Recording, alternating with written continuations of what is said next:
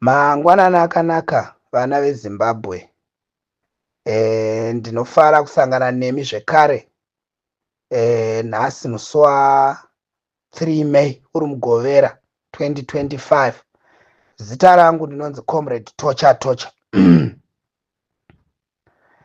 Ndoda kutanga nekutenda makomanda estruggle yedu. Ndoda kutanga nekutenda macommanders erevolution yedu, vanga vari kumhanya uye vachiri kumhanya nenyaya dzatakatarisa nadzo dzinosanganisira kusungwa, kumbunyikidzwa, kudzvanyirirwa kuri kuitwa madissenting voices kuZimbabwe. Ndinoya kwamuri nguva yemangwanani, vakomana nevasikana, vana baba, vana mai, vana sekuru, vana mbuya, with a heavy heart. Asi ndisati ndapinda munhau yandoda kutaura nguva yemangwanani, ndoda kutenda. I want to appreciate and acknowledge what the South African government and authorities have done to allow democracy to prevail by granting Zimbabweans who are in South Africa to express their unhappiness, to express their dissatisfaction, to express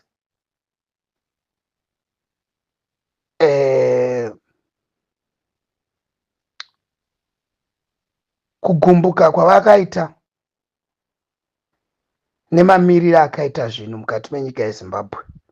Thank you so much, South Africa. Thank you so much for showing that indeed South Africa is a mature democracy.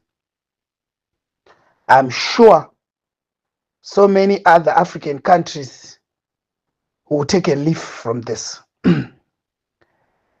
Macommanders edu, ana Comrade Sarwaka, ana Comrade Mdzingwa, nemamwe macommanders, I want to thank you so much. My administrators who are behind this cause, you know, having sleepless nights, planning, strategizing to ensure that the movement, to ensure that the struggle, to ensure that the revolution remains alive. Tinokutendai.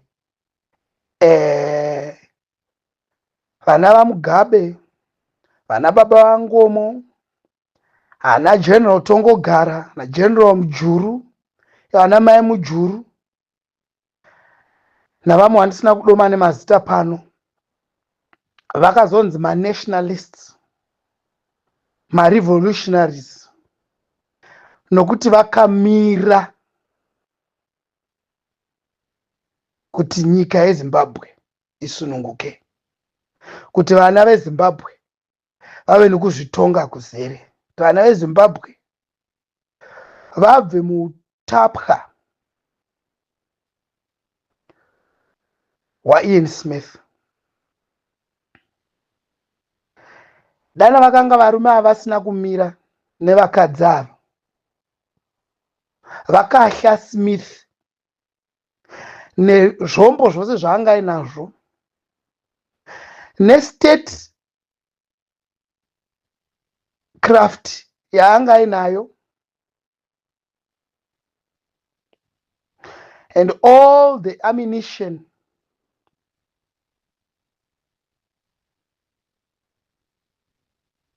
yanga ina naSmith. Pamwe tiri kutaura nhasi, Zimbabwe ichingova muutapwa. But anyway, ndoda kutenda kunyanya-nyanya mashoko avangomo avakataura umudala wetu.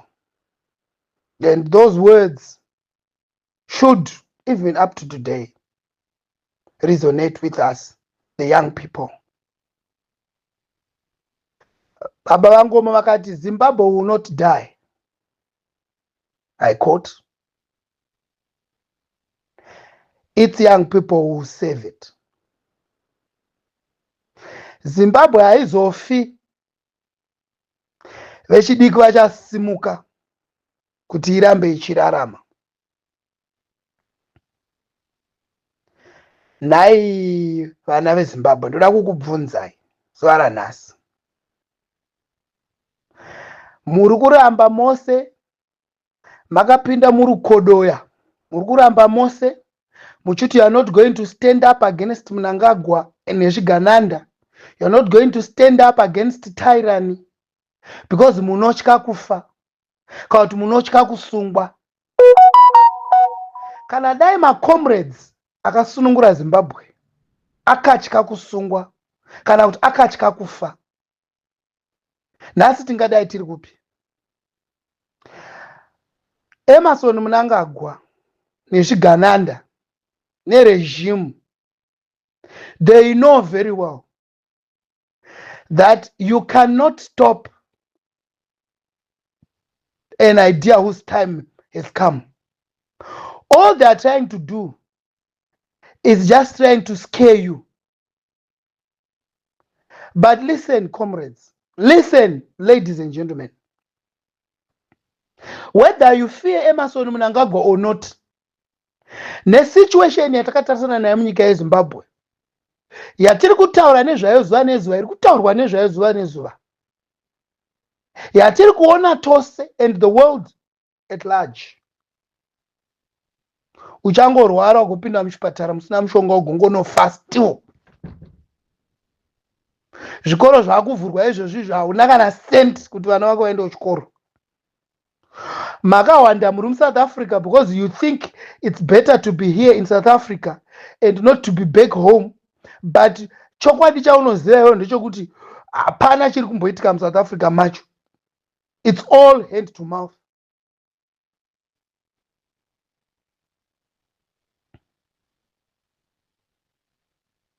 My comrades, it's time to stand up. It's time to stand up peacefully. On the 8th of May, we are going to demonstrate against Mnangagwa and his Zviganandas. We are going to call for Mnangagwa's resignation. We are going to stand up and reclaim our country back just the same way they did to Smith and his regime. And they succeeded. They were very young, these comrades. Many of them were very young. I'm not going to rewrite history today. But I want you to think uri pauri kuti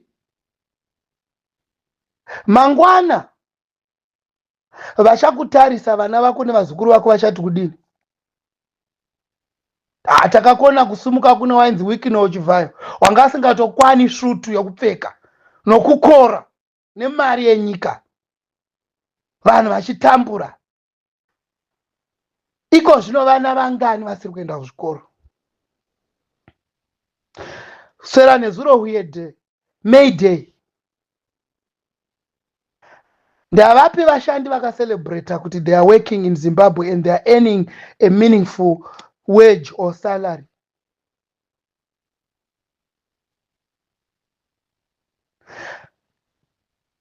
Zvambotaurwa nemamwe macomrades nemacommanders.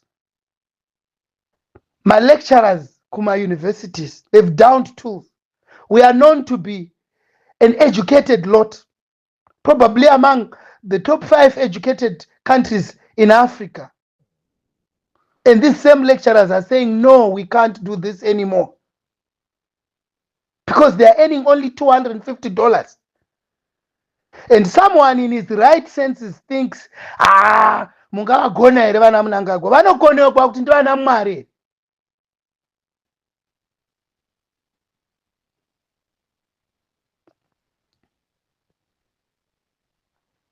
My comrades, peacefully, do not zokorodza. On the 8th of May 2025, I'm sure it's going to be a Thursday, Let's all come in our numbers. I would be very grateful and I'll thank God for the 3 plus or 4 million Zimbabweans in South Africa. Let's have 2 million Zimbabweans flood the streets of South Africa and show that we want to show the world that we want Mnangagwa gone because he is the author of all these problems. We cannot go a day longer like this in Zimbabwe, my comrades. We cannot.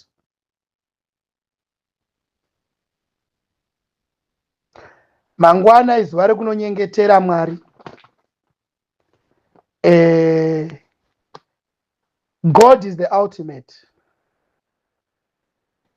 Ngatindei tinokumbira Mwari kuti arangarire nyika yeZimbabwe. Arangarire vana veZimbabwe who are dotted all over the world, who have become a laughing stock, who have been reduced to nothing but paupers. Ngatinokumbirai simba raMwari ritirangarire hatisisa pano and tinoramba chiti Ebenezer, because this revolution is not going back. I call upon Zimbabweans to join this demonstration and participate in this demonstration for the betterment of our country, for the betterment of our children, for the betterment of our people. Let's also pray that the current South African government, in as much as it is accommodating us in South Africa, they should also help us, help Zimbabweans to reclaim their country back from this corrupt, looting regime, so that we also go back to our country, rebuild our country in the same manner we've helped South Africa to be where it is right now.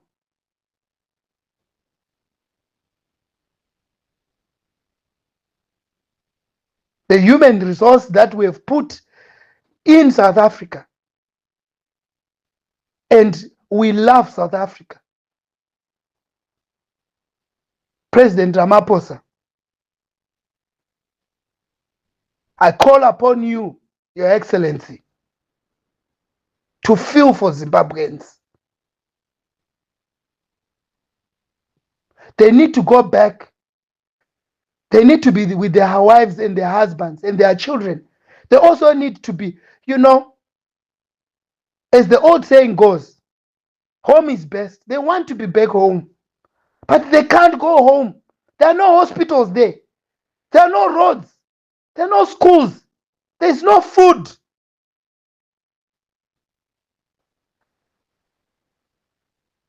I also want to call upon SADC, the African Union. Please remember Zimbabwe. We have suffered for too long. I know Zimbabwe is the last country on the alphabet, but we can't be the last on everything. Please, leadership across the world. Ndaona Obasanjo is in Zimbabwe. I would want to believe he has come to try and knock sense into Emerson Mnangagwa. It's brutal mind.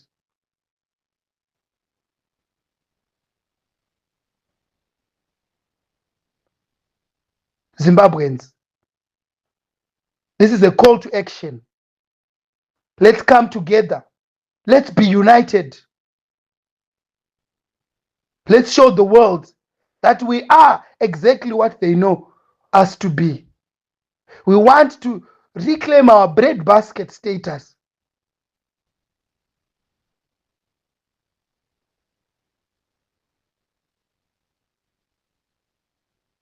I thank you.